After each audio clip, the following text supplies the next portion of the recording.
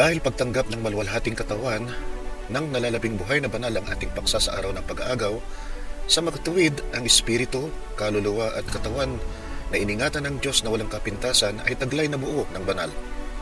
Ang nalalabi na lamang ay ang pagsanib ng gusaling gawa ng Diyos na galing sa ilalim ng altar, na nabanggit sa Revelation chapter 6, verse 9.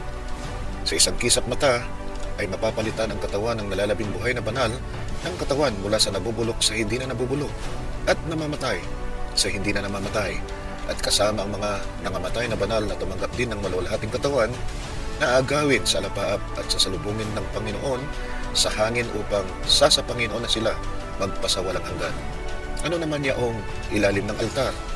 Muli, abangan ang susunod na kabanata at pagpalain tayong lahat ng ating Panginoong Kristo Jesus.